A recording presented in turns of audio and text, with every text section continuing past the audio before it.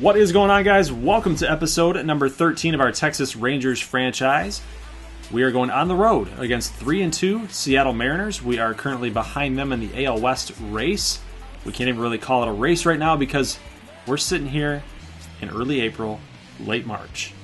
Can't even call it a race. But we got to get W's where we can find them here.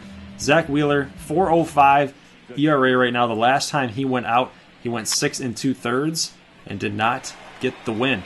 So we are going to try to jump on him early and often here in this game. We know that he does have some control issues. He's had them in the past in real life. So hopefully, if that's true to simulation here, and we can kind of work the count a little bit in our favor, get some extra base hits when he does make a mistake right over the heart of the plate. That's how you get Zack Wheeler. That's how you beat him. But look at this. Ridin Rosters are going to go to the opposite field. He's going to go to left field. They were playing him with the shift, and he just plopped it over there in the left field, and Domingo Santana got to it a little bit late, led to a double. Elvis Andrus coming up, hits a little nubber right down the line. Grandal picks it up, makes the throw over to first, and then Joey Gallo comes up big time with an RBI single back up the middle. So Texas takes the lead early in the top of the first, 1-0. Let's go ahead and skip to the bottom of the first where we take a look at Shelby Miller. Last time he went out, he did get a no decision. Pretty solid ERA already to start the year. Hopefully that continues. We do get a ground ball here for the first out. D. Gordon is going to ground out to Ridin Rosters. And we're going to take a look at the Seattle Mariners lineup. So Mitch Haniger not doing too hot, 222, but it is early. Limited sample sizes here. Mitch Haniger is going to actually line drive to Josh Fuentes. It's going to have to hold Kelenic, not D. Gordon, Kelenic. And he's actually going to go ahead and try to steal this base. He did get on with a single a little bit earlier in that inning, but Kiner Falefa going to throw from his knees to get the speedy Kelenic. Right, look at that. Look at, boom. Nice tag there by Odor. Let's jump to the bottom of the second. Ryan Healy going to strike out. Let's go a little bit further. Bottom of the fourth, still 1-0 Texas. D. Gordon going to pop out and foul grounds to Josh Fuentes. So, yet again, Shelby Miller strutting his stuff out there on the mound. The whip was not very good, though. 165 in his last start. Now that is just plummeting downward, and which is a positive direction here. We do get a ground ball to Josh Fuentes, makes the play. Mazzara out there in right field makes the play there. So already, end of the fourth, one hit allowed for Shelby Miller, and the Rangers offense still looking for a big-time hit, and we do get one here. Ronald Guzmán going to send one out to right center field gap. Haniger corrals it off the base of the wall back into second base. Leadoff double by Ronald Guzmán. We do get an out in the next at-bat. Delano DeShields comes up, sends a little lazy looper out to right field, and Haniger can't handle it, but Guzmán kind of got caught in between. He didn't know if it was going to drop or if Haniger was going to dive for it, so a little bit late jump out there to get to third, but he does get there safely. Delano DeShields, though, trying to steal. This was off of a slider, and he did not get a very good jump at all. So Grandal is going to throw him out at second base. Good tag. Odor going to get a walk. So it would have been bases loaded with one down.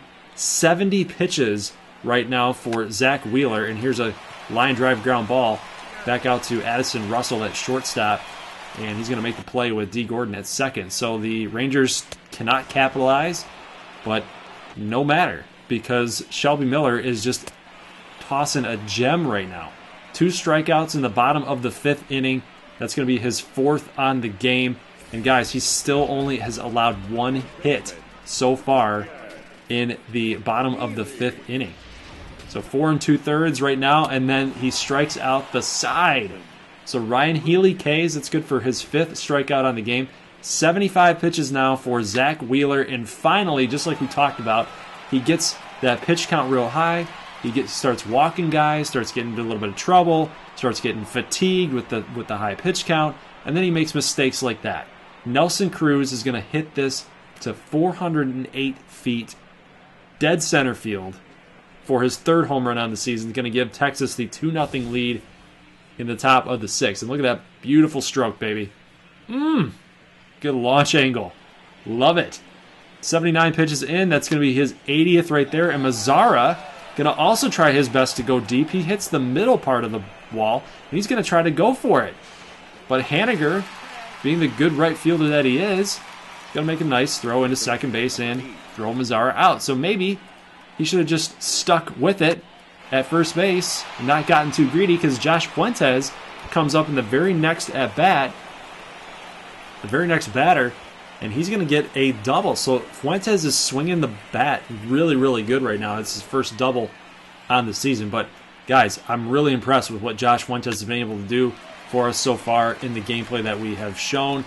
I think he's going to have a breakout year. I think he's going to do it. I think he's going to have a really solid year. Let's go to the bottom of the sixth, and Kelenic going to strike out, looking. So Miller, being as efficient as he has been in this game, I think that he's starting to get some calls from the umpire a little bit.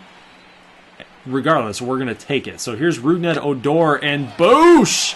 A big-time fly out to right field, and Rougned Odor is going to launch this thing for a 2-run shot.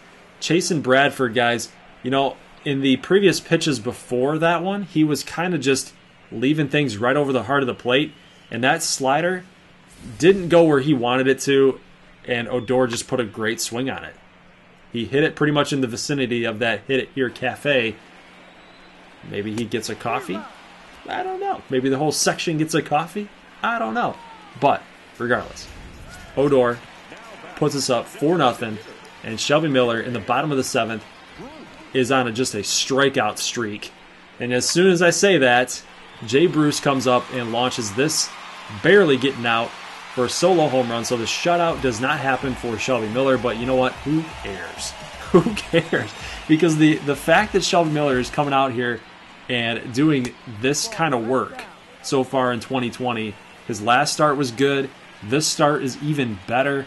88 pitches already, and now he gets that call on Kyle Seager for his 8th strikeout of the game, and that's going to be his last batter that he faces, because we're going to go straight to the bullpen, and I will let you guys see the bottom of the 8th here in just a few moments. But we get Ronald Guzmán up here with a runner on first base and a line drive right over Addison Russell's head. It's going to get into the gap. Domingo Santana gets to it at the warning track, but we do score the run. It's going to be 5-1, and just as a disclaimer, guys, my computer, my hard drive, actually ran out of memory. So I do not have the bottom of the 9th for you. So after Mike Morin pitches here in the bottom of the 8th, I'll show you the whole inning. We're going to skip to the box score, and then I have a little minor league update, stats update kind of thing, and then we'll go talk about what we're gonna see in Sunday's video. So I apologize that I didn't get the finality of this game. That kind of sucks, but as I'm playing it, I'm on a different screen versus what I'm seeing with the computer. So we do get a strikeout. That's back-to-back strikeouts for Mike Morin, but he does give up this home run to D. Gordon, and it's going to end up being 5-2. But all things considered, Mike Morin was pitching pretty well. Really was. That changeup at 70 miles an hour, 72, is really deadly. They got that huge movement right there. It's really tough to handle. And guys, it's going to be actually the last out of this gameplay. The Rangers will end up winning this game 5-2. So we played really, really well. It's a really sound game that we played.